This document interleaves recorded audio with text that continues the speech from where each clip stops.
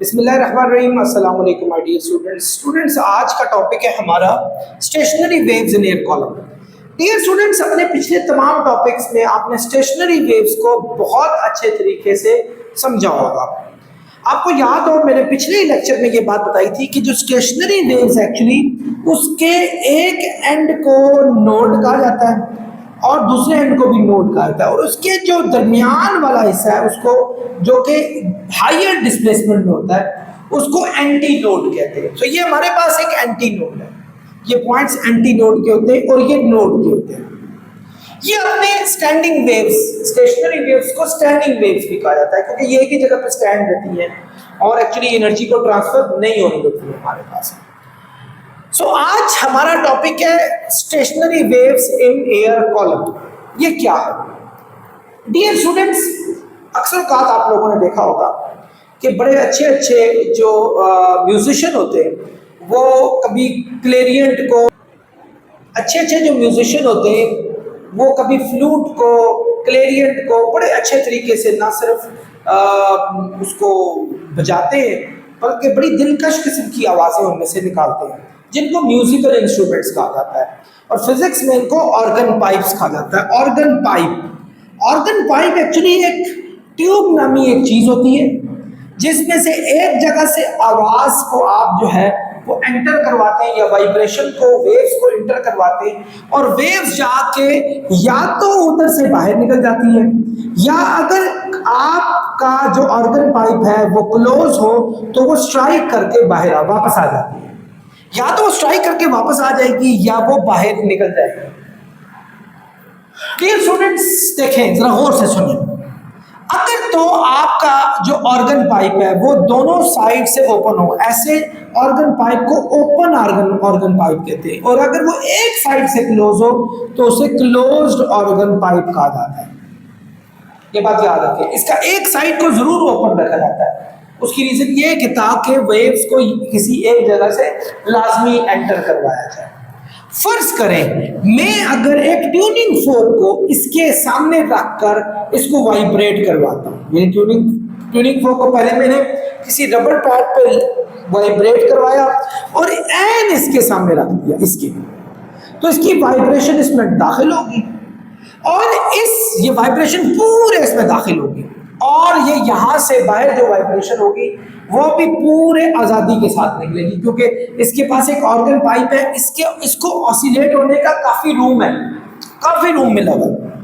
लेकिन यही काम जब आप यहाँ करेंगे तो इसने यहाँ से टकरा कर वापस आ जाना है, यानी वाइब्रेट करके इसने वापस आ जाना है। तो इसके पास ऑसिलेशन का एक बहुत ही महदूद किस्म का दायरा कार है। तो एक बात याद रखिएगा कि जब भी आप ओपन ऑर्गन पाइप और क्लोज ऑर्गन पाइप में से किसी भी वेव्स को जब एंटर करवाते हैं तो जो उनका ओपन पार्ट होता है वहां हमेशा नोड बना होता है। नोड मैक्सिमम डिस्प्लेसमेंट होते थे। ऑब्वियसली वाइब्रेशन मैक्सिमम डिस्प्लेसमेंट में दाखिल होगी हमारे पास, एंटी नोड मैक्सिमम डिस्प्लेसमेंट में दाखिल होगी, नॉट नोड। ये मेरे मुंह से स्लिप ऑफ टंग था, निकल गया। तो इसी तरह जब यहां से बाहर निकलेंगी वो भी मैक्सिमम डिस्प्लेसमेंट में बाहर है। लेकिन जब भी आपकी क्लोज ऑर्गन पाइप होगा उसका ये तो आपका एंटी नोड वाला होगा, क्योंकि यहां से तो आपने वाइब्रेशन को इन करना है, ये तो इसका ओपन पार्ट है।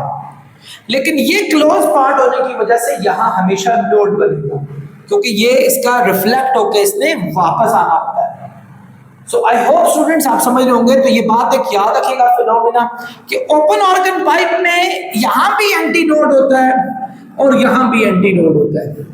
क्लोज ऑर्गन पाइप में यहां एंटी नोड होता है, जबकि इस पॉइंट पे जहां वो क्लोज होता है वहां नोड होता है। अब आपको स्टूडेंट्स में एक डिफरेंट किस्म के जो हैं इसके वो बताऊंगा कि स्टेशनरी वेव्स को जब इनमें इन किया जाए तो फ्रीक्वेंसियों को चेंज किया जाए तो उन फ्रीक्वेंसी से मजीद फ्रीक्वेंसियों पे क्या फर्क पड़ता है, यानी उन फ्रीक्वेंसियों से का ताल्लुक पिछली फ्रीक्वेंसी से क्या होता है। तो ये तमाम आप नेक्स्ट में सुनने वाले हैं। Dear students, modes of vibration in open pipe. अगर आपका पाइप ओपन हो, यानी ये देखें ये पाइप है आपका, ये ओपन होने का मतलब है कि दोनों साइड से ओपन हो। एक साइड से तो उसने ओपन होना ही होता है, लेकिन दोनों साइड से हो। और उसकी लेंथ यहां से यहां तक की लेंथ का नाम हम रख लेते हैं एल, ये रख दिया। और अगर आप यहां से वाइब्रेशन को आप यानी वेव्स को एंटर करवाते हैं किसी सूरत में भी, ठीक है, और वो वाइब्रेशन जाकर वहां से वहां जाके उस एंड पे जाके पहुंचती है, तो आपके पास क्या फ्रीक्वेंसीज डेवलप हो सकते हैं? डियर स्टूडेंट्स, एक बात का खास ख्याल रखें कि जब एक स्टेशनरी वेव पैदा होती है, ये स्टेशनरी वेव है, ये स्टेशनरी वेव पैदा होती है, उसका एक हिस्सा नोड होता है और उसका दूसरा हिस्सा भी नोड होता है, लेकिन दरमियान वाले हिस्से को एंटी नोड कहा जाता है। ये एक नोड से दूसरे नोड तक का जो टोटल डिस्टेंस होता है उसको हाफ वेवलेंथ कहते हैं, हाफ वेवलेंथ। ये मैंने पहले भी समझाया था, क्योंकि actually this is a part of one wavelength, actually full wavelength ये होती है आपकी।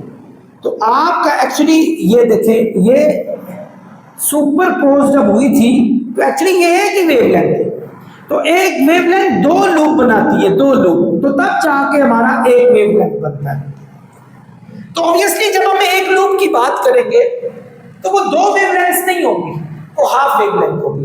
और मैंने अपने पिछले टॉपिक में ये भी बताया था कि एक नोड से एक एंटी नोड तक का टोटल डिस्टेंस 1/4 वेवलेंथ होता है, यानी यहां से भी 1/4 वेवलेंथ, यहां भी 1/4 वेवलेंथ, यानी वेवलेंथ का चौथा हिस्सा।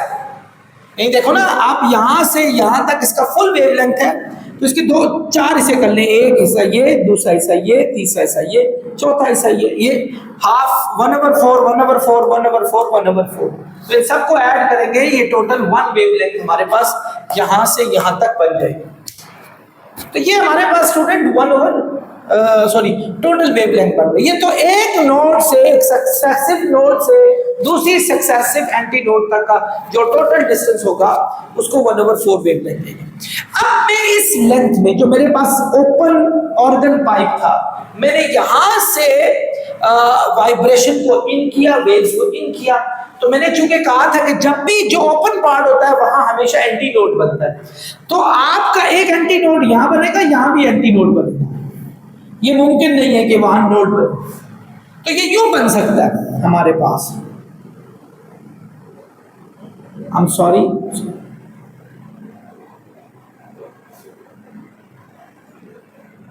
ये देखिए, ये इसका एंटी नोड है, ये पार्ट इसका नोड है, ये इसका पार्ट हो गया वो एंटी नोड हो गया। यानी एक वेव यहां से यहां तक 1/4 वेवलेंथ बना रही है, ये भी यहां से यहां तक 1/4 वेवलेंथ बना रही है हमारे पास। तो अगर मैं इन दोनों को ऐड कर लूं, 1/4 वेवलेंथ और 1/4 वेवलेंथ, तो ये हमारे पास हाफ वेवलेंथ आ जाएगी। आप एलसीएम लेके इसको सॉल्व कर सकते हैं। ये मैं कम से कम सबसे कम वेवलेंथ इतनी बना सकता हूं एक लेंथ में, इससे कम मैं मजीद नहीं बना सकता कि जिसमें एक साइड पे भी एंटी नोड हो, दूसरी साइड पे भी एंटी नोड। इससे छोटा अगर मैं बनाने की कोशिश करूंगा ये हो जाएगा, और ये नोड बनेगा। और कभी भी ओपन साइड पर नोड नहीं बनता होता, हमेशा ओपन साइड पर एंटी नोड ही बनता है। यानी अगर आप ये सोच रहे हो कि यहां मैं जाकर नोड बना लूं, तो it's not going to be possible, यानी ओपन साइड पे आपके हमेशा एंटी नोड बनते हैं। तो कम से कम एक एंटी नोड अगर दोनों साइड पे बने, तो ये कम से कम इसकी वेवलेंथ जो बनती है वो हाफ वेवलेंथ बनती है एक पूरी लेंथ में, और इसकी फ्रीक्वेंसी को फंडामेंटल फ्रीक्वेंसी कहते हैं। सो स्टूडेंट्स, फंडामेंटल फ्रीक्वेंसी वो फ्रीक्वेंसी होती है एक्चुअली जो मिनिमम वेवलेंथ से प्रोड्यूस होती है, यानी उससे कम वेवलेंथ आप प्रोड्यूस उस खास पोजीशन में ना कर सके। तो इसकी फंडामेंटल फ्रीक्वेंसी यानी उसमें जो लेंथ है वो हमारे पास 1/2 वेवलेंथ हमारे पास आ रही है, तो इसका नाम हम 1 कर लेते हैं। फंडामेंटल फ्रीक्वेंसी की वेवलेंथ का नाम हमने लैम्डा 1 कर दिया। 2 डिवाइड हो रहा है स्टूडेंट्स, वहां जाके मल्टीप्लाई होगा, तो लैम्डा 1 हमारे पास 2L के इक्वल आएगा।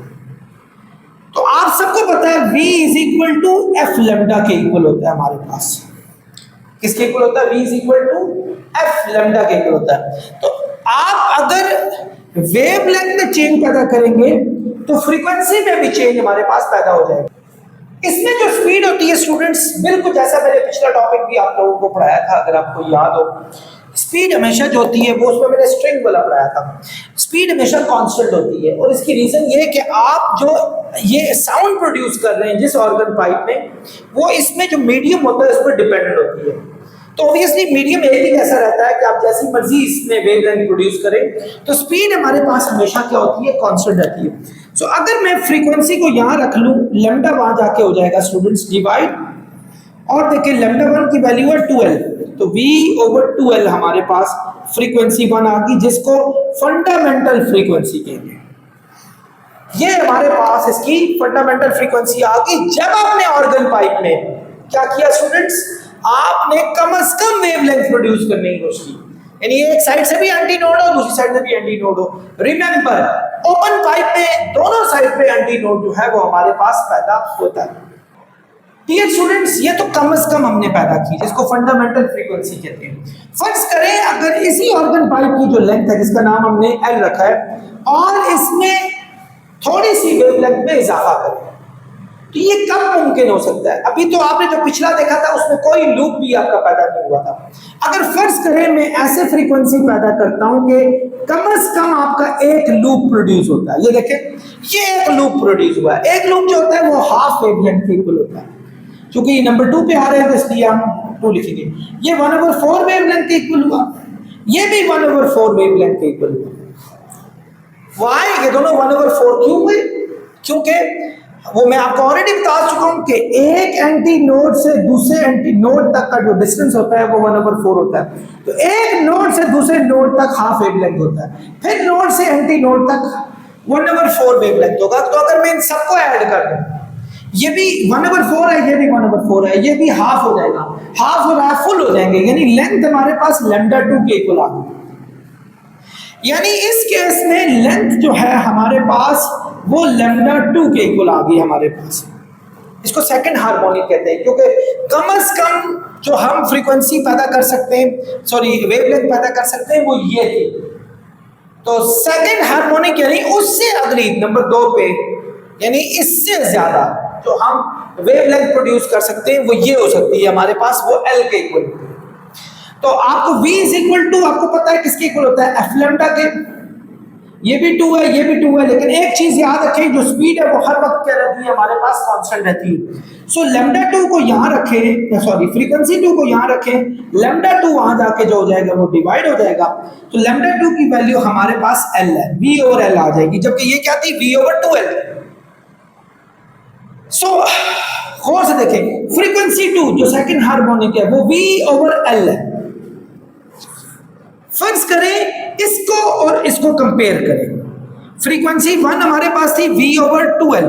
अगर मैं इसको मल्टीप्लाइंग एंड डिवाइडिंग बाय 2 से कह दूं, मल्टीप्लाइंग एंड डिवाइडिंग बाय 2 से कर लूं, तो V/2L जो है ये f1 के इक्वल आ जाएगा। तो फ्रीक्वेंसी 2 एक्चुअली 2 फ्रीक्वेंसी 1 के इक्वल आ जाएगा। यानी जब आपने उस सेम लेंथ में ज्यादा वेवलेंथ प्रोड्यूस करने की कोशिश की, हमारे पास वेवलेंथ की तादाद थोड़ी सी ज्यादा होगी, तो जो फ्रीक्वेंसी हमारे पास आई वो पिछली फ्रीक्वेंसी का 2 टाइम्स आई हमारे पास। सो आपने देखा ये 2 टाइम्स आ गई, यानी ये V/2L f1 था, तो 2f1 हमारे पास आ गया। चलिए स्टूडेंट्स, अब आते हैं हम थर्ड हार्मोनिक की तरफ। डियर स्टूडेंट्स, थर्ड हार्मोनिक में हमारे पास इससे ज्यादा वेवलेंथ्स प्रोड्यूस करते हैं। यानी पहले हमने कोई लूप नहीं क्रिएट किया विदाउट लूप्स के, फिर 1 लूप क्रिएट किया, अब 2 लूप्स क्रिएट करते हैं। यानी ये देखें, ये 2 लूप्स हमने क्रिएट कर लिए, ये 2 लूप्स क्रिएट किए। थोड़ी मेरी डायग्राम में माशाल्लाह ये बचपन का एक वो फ्लॉ है जो कभी भी खत्म नहीं हुआ, वरना मैं बायो की फील्ड में चला जाता। पर ये देखें स्टूडेंट्स, ये हमारे पास एक 2 लूप्स क्रिएट हुए, जिसमें एक लूप ये भी 1/2 वेवलेंथ का 3 करेंगे इस दफा, ये भी हाफ वेवलेंथ है, क्योंकि एक लूप जो होता है वो हाफ वेवलेंथ के इक्वल होता है। तो ये 1/4 वेवलेंथ, ये भी 1/4 वेवलेंथ। अगर मैं 1/4 वेवलेंथ, 1/4 वेवलेंथ और 1/2 वेवलेंथ को ऐड कर दूं, एग्जांपल वेवलेंथ 3 कॉमन आ गया, बाकियों का एलसीएम लूं तो 4 एलसीएम आ जाएगा। 4 1 जा 4 1 1 जा 1, 4 1 जा 4 1 1 जा 1, 2 2 जा 4 2 1 जा 2, 2 2 जा 4 2 1 जा 2, 2 2 4 और 5 और 6, 6/4 आ गया, 6/4 और ये वेवलेंथ 3, 2 2 जा 4 2, 3/2 वेवलेंथ आ गया। स्टूडेंट्स ये आ गया 3/2 वेवलेंथ, यानी हमारी ये जो एल है यहां से यहां तक वो एल 3/2 वेवलेंथ के इक्वल आ जाएगी, यानी एल है 3/2 वेवलेंथ 3 के इक्वल आ जाएगी। स्टूडेंट्स 2 यहां डिवाइड हो रहा है, यहां जाके मल्टीप्लाई होगा, 3 मल्टीप्लाई हो रहा है, यहां जाके क्या हो जाएगा, डिवाइड हो जाएगा, यानी वेवलेंथ 3 आ जाएगी, 2 इधर आ गया, 2l/3 ये आ गया हमारे पास। अब आप कंपेयर करें इसके साथ, आप सब देख रहे हैं कि sorry L is equal to 3/2 wavelength आ गया। इसी तरह अगर हम इसी तरह जब हम V is equal to f lambda लगाएंगे, f3 लेमडा 3, f3 आपको पता है V ओवर लेमडा 3 हो जाएगा, लेमडा 3 की वैल्यू 2l/3 है, यानी 2l/3 ऊपर चला जाएगा। डियर स्टूडेंट्स ये देखें V over 2l, V over 2l अभी आपको मैंने बताया था V ओवर 2l होता है f1 के इक्वल, तो फ्रीक्वेंसी 3 आ जाएगी, 3f1 के इक्वल आ जाएगी। आपने देखा फर्स्ट हार्मोनिक जो थी जिसको फंडामेंटल फ्रीक्वेंसी भी कहते हैं, वो हमारे पास V ओवर 2l है जो कि f1 के इक्वल है, f2 हमारे पास 2V ओवर 2l है जिसको 2f1 भी कह सकते हैं, f3 हमारे पास 3V ओवर 2l है जिसको 3f1 भी कह सकते हैं, और इसी तरीके से मैं फोर्थ हार्मोनिक बता सकता हूं कि वो 4f1 हो जाएगी, 5 हार्मोनिक 5f1 हो जाएगी, यानी fn का फार्मूला आ जाएगा nf1, ये आ जाएगा हमारे पास। इसमें n की वैल्यू आप 1 से लेकर आगे स्टार्ट कर सकते हैं, जितनी मर्जी डाल, अगर 1 हुआ यहाँ भी 1, यहाँ भी 1, 2 यहाँ भी 2, 3 यहाँ भी 3, तो इस फैक्टर से हमारे पास ये बढ़ना शुरू हो जाएगा सारे का सारा। तो ये हमारा मॉड जो है वाइब्रेशन का ओपन पाइप में हर वक्त होता है। अब हम चलते हैं लेंथ की तरफ, लेंथ में सॉरी लैम्डा की तरफ चलते हैं। लैम्डा को भी गौर से देखें, ये लैम्डा था 2l/1,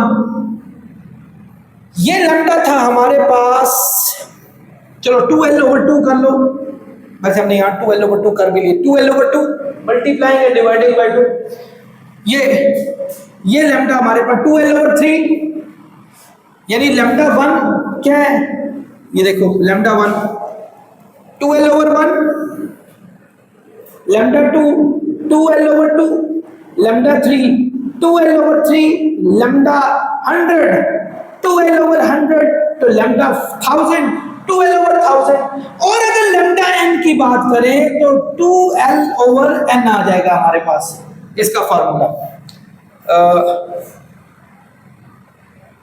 यस, जिस तरह मैंने आपको ये सारे का सारा बताया, यानी जो यहाँ है वो यहाँ है, जो यहाँ है वो यहाँ, 100 यहाँ 100 है, इसी तरीके से ये चलता जाएगा।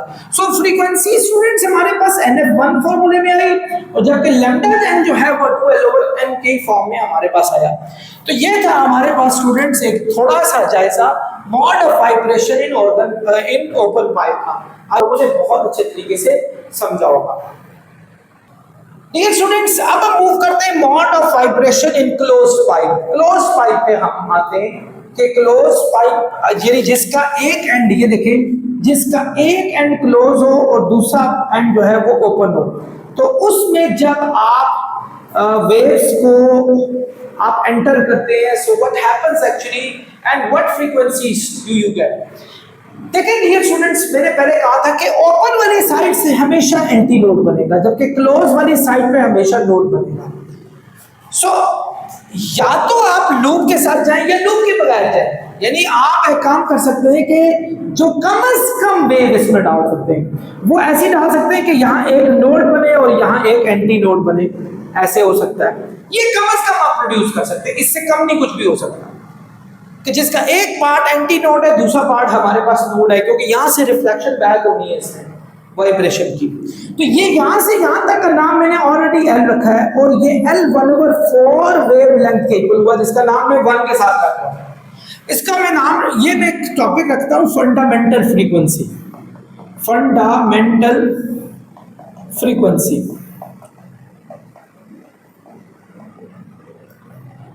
देखिए फंडामेंटल फ्रीक्वेंसी कम से कम जो सबसे पहली फ्रीक्वेंसी है वो कितनी प्रोड्यूस हो सकती है इसकी। आपने देखा कि लेंथ हमारे पास किसकी इक्वल थी, 1/4 वेव लेंथ के इक्वल थी। 4 यहाँ क्या हो रहा है स्टूडेंट्स, डिवाइड हो रहा है। जब आप इसको यहाँ शिफ्ट करेंगे तो ये यहाँ जाके मल्टीप्लाई हो जाएगा, तो हमारे पास 4L आ जाएगा, यानी λ1 की वैल्यू 4L है। अब जब हम इसकी फ्रीक्वेंसी फाइंड करेंगे, आप सबको पता है v इज इक्वल टू होता है f लैम्डा के। v तो कांस्टेंट है हमारे पास, reason speed of sound depend करती होती है मीडियम पर, तो मीडियम तो एक ही जैसा है। सो आपका f1 और λ1 आ जाएगा। जब f1 की वैल्यू को फाइंड करेंगे, λ1 यहाँ मल्टीप्लाई हो रहा है, यहाँ जाके λ1 हो जाएगा डिवाइड, और आप λ1 की वैल्यू जो कि 4L है जब यहां डालेंगे तो v/4L आ जाएगा। ये फ्रीक्वेंसी 1 है जो कि λ1 हमारे पास आ गई। अब हम स्टूडेंट्स चलते हैं अपनी सेकंड हार्मोनिक की तरफ। सेकंड हार्मोनिक में क्या होगा, ये जरा गौर से देखिएगा स्टूडेंट्स। ये देखिए स्टूडेंट्स, ये क्लोज पाइप है हमारे पास जिसकी टोटल लेंथ हमारे पास दी हुई है L, और अभी हमने कम से कम तो ये पैदा किया था यहाँ एंटी नोड होगा, यहाँ हमारे पास नोड होगा। अब इसके बीच में एक लूप का इजाफा करते हैं, जैसे देखेंगे ये सॉरी ये आप देखें, ये एक लूप हाफ वेवलेंथ बनाता है और ये 1/4 वेवलेंथ हमारे पास बनाएगा। अगर मैं इन दोनों को ऐड करके, यानी जो सेकंड हार्मोनिक है दोनों को ऐड कर लूं, L is equal to 1/4 wavelength और 1/2 वेवलेंथ। λ2 तो कॉमन आ गया, बाकी का एलसीएम आ जाएगा 4। 4 1 जा 4, 1 1 जा 1, 2 2 जा 4, 2 1 जा 2। तो लेंथ हमारे पास आ जाएगी, 4 डिवाइड हो रहा है, यहाँ जाके मल्टीप्लाई होगा, 2 1 3 वेवलेंथ आ। बल्कि ठहरे पहले वेव L फाइंड ही कर लेते हैं क्योंकि बाद में हमें इसकी जरूरत पड़ेगी। 2 और 1 3/4 वेवलेंथ 2 आ गई। ये लेंथ आ गई स्टूडेंट्स हमारे पास। अब जब हम इसका फ्रीक्वेंसी फाइंड करेंगे तो आपको पता है v is equal to f lambda होता है। अगर हमने यहाँ 2 लगाया तो हमें यहाँ भी 2 लगाना होगा क्योंकि स्पीड हमारे पास कांस्टेंट होती है। फ्रीक्वेंसी 2 होगी v/λ2 के। λ2 हमारे पास, सॉरी मैंने फाइंड ही नहीं किया, यूं करें, ये 4 यहाँ जाके मल्टीप्लाई होगा, 4 मल्टीप्लाई 4L/3 आ गया, 3 जाके डिवाइड हो गया वहां जाके। सो यहाँ 4L/3 लगाएंगे, 4L/3 3 ऊपर लगा दें तो फ्रीक्वेंसी 2 हो जाएगी 3v/4L के। ये हमारे पास आ गया। v/4L स्टूडेंट्स किसके इक्वल होता है हमारे पास, फ्रीक्वेंसी 1 के। सो ये फ्रीक्वेंसी 1 जब इसके साथ होगी तो इसको इसकी जगह पर लिखा तो 3f1 आ जाएगी। यानी एक्चुअली जो सेकंड हार्मोनिक हमारे पास आई वो फर्स्ट फंडामेंटल फ्रीक्वेंसी से 3 टाइम्स ज्यादा थी हमारे पास। ये इसी तरह ऑड में चलेगा, अगला 5f1 हो जाएगी। जब देखें थर्ड हार्मोनिक पे हम जाते हैं, अगर थर्ड हार्मोनिक पे, ठीक है, उसके लिए हम दोबारा यही बनाएंगे।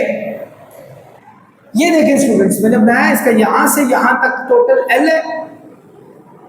हमने यहाँ 1 लूप बनाई थी, यहाँ हम 2 लूप्स बनाते हैं, यानी देखें, ये देखें 1 2,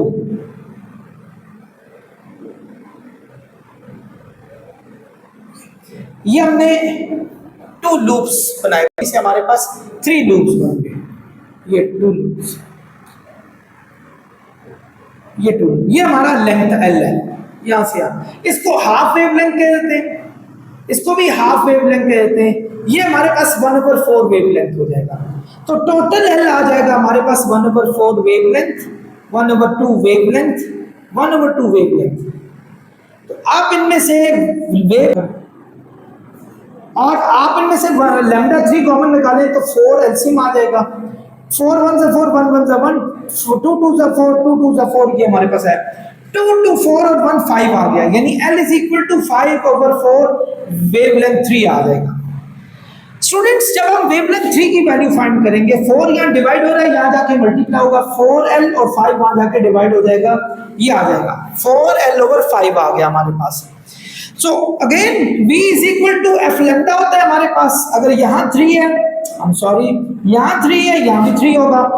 फ्रीक्वेंसी 3 फाइंड करनी हो, λ3 जाता है और ये मल्टीप्लाई यहाँ जाके हो जाएगी डिवाइड। जी लैम्डा 3 हमारे पास क्या है 4l/5, 4l/5, 5 यहां आ गया हमारे पास। अब ये देखें v/4l क्या हमारे पास f1 के इक्वल है, तो फ्रीक्वेंसी 3 हमारे पास आ जाएगी 5f1 के। तो डियर स्टूडेंट्स फ्रीक्वेंसी 1 हमारे पास यूं आई f1 3f1 5f1 यूं चल रही है हमारे पास, यूं चल रही है। अब अगर मैंने इसका n फार्मूला बनाना हो, ये बड़ी अजीब सा फार्मूला बनेगा, वहां तो हमने nf1 लगा दिया था तो वो हमारे पास बन गया था, यानी पिछले में fn जो था ना वो nf1 के इक्वल था, यहां 1 लगाओ यहां 1 लगाओ। लेकिन अगर मैं यहां 2 लगाता हूं, ये वाला 2, तो यहां में मुझे 2 लगाना पड़ेगा, वो 2f1 हो जाएगा, वो 3f1 तो नहीं होगा। तो इसके लिए मुझे एक सीक्वेंस सीरीज के एक फार्मूले पे जाना पड़ेगा। फार्मूला है an इज इक्वल टू होता है a1 प्लस n-1d। स्टूडेंट्स ये आप लोग मैथमेटिक्स का चैप्टर नंबर आई थिंक 4 है फर्स्ट ईयर में, वहां जाकर आप पढ़ेंगे कि अगर आपके पास सीक्वेंस में कोई चीज चल रही हो, जैसे एक f1 है 3 है 5 है, यानी सीक्वेंस में 2-2 के गैप से चीजें आ रही हैं, तो अगर आपने nth टर्म फाइंड करनी हो तो आप पहले a1 लगाएं, a1 1 है, ये वाला ये 1 है, a2 3 है, a3 5 है, ये याद रखिएगा, a1 1 है, ये 3 है, ये 5 है, ये 1 है, ये 3 है, ये 5 है, तो 1 a1 की जगह का मतलब है 1। n-1d, d कहते हैं डिफरेंस, इन दोनों का डिफरेंस क्या है, 3 में से 1 निकालें 2 आएगा, या 5 में से 3 निकालें 2 आएगा, इसको d कहते हैं, इन दोनों का डिफरेंस, यहां मैं 2 लगा देता हूं। स्टूडेंट्स an होगा 1 प्लस 2n-2, तो 1 में से जब 2 माइनस करेंगे हम तो an इज इक्वल टू होगा 2n-1। तो nth टर्म का फॉर्मूला यानी fn का फॉर्मूला आएगा 2n-1 इंटू f1, ये फॉर्मूला हमारे पास आएगा। ये हमारे पास फॉर्मूला बना किसका है, इसका फॉर्मूला बना mod of vibration of enclose pipe, उसका बना, जो कि हमने सीक्वेंस और सीरीज से निकाल दिया। अब आप खुद सोचें, देखिए यहाँ 1 लगाते हैं, यहाँ 1 लगाते हैं, 2 1 से 2 में से 1 क्या 1 आ जाएगा, यानी f1 is equal to 1f1 होगा, यही वाला।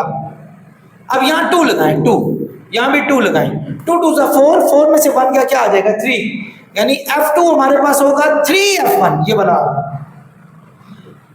अब ये तीसरे नंबर पर है ना, यानी ये वाला f3, यहाँ 3 लगाता हूँ, 3 यहाँ भी मुझे 3 लगाना पड़ेगा, 3 2 से 6, 6 में से 1 क्या आ जाएगा हमारे पास 5, तो ये हमारे पास फार्मूला इसका आ गया।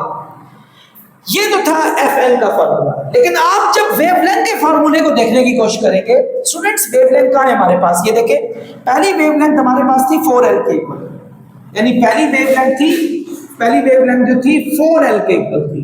दूसरी वेवलेंथ जो थी, ये देखें, दूसरी वेवलेंथ कहाँ है, ये 4l/3, 4l/3 के इक्वल थी। तीसरी वेवलेंथ क्या थी, ये देखें 4l/5, यानी ऊपर वाला पार्ट इसका भी सेम है, प्रॉब्लम नीचे वाले पार्ट में, ये 1 है, ये 3 है, ये 5 है, यानी नीचे वाले पार्ट में हमारे पास चेंजेस आ रही हैं, 1 3 5, अगला 7 होगा, फिर 9 11 13 15 17 बिल्कुल इसी तरीके से बढ़ रहा है। तो इसके फॉर्मूले में नीचे वो फॉर्मूला लगेगा, यानी लैम्डा n जब फाइंड करेंगे तो वो 4l/2n-1 हो जाएगा। तो ये हमारे पास लैम्डा n का हमारे पास सोल्यूशन आ जाएगा। तो ये fn का और ये लैम्डा n का आएगा, इसी मेथड से आप चलेंगे। देखिए हम यहाँ 1 लगाएं, यहाँ 1 लगाएं, ये चीज आएगी, यहाँ 2 लगाएं, यहाँ 2 लगाएं, ये चीज आएगी, 3 3 ये चीज आएगी, और यूं ये सिस्टम चलता जाएगा। डियर स्टूडेंट्स, मुझे यकीन है, आई एम प्रीटी श्योर आप लोगों ने इस लेक्चर को ना सिर्फ समझा होगा बल्कि आप इसको अच्छे तरीके से तैयार करने की भी कोशिश करेंगे। नेक्स्ट लेक्चर तक खुदा हाफिज चाहूँगा। चैनल को सब्सक्राइब करें, इसको शेयर करें, और अगर आपको अच्छा लगे तो लाजमी कमेंट करें और लाइक का बटन लाजमी दबाएं। बहुत शुक्रिया।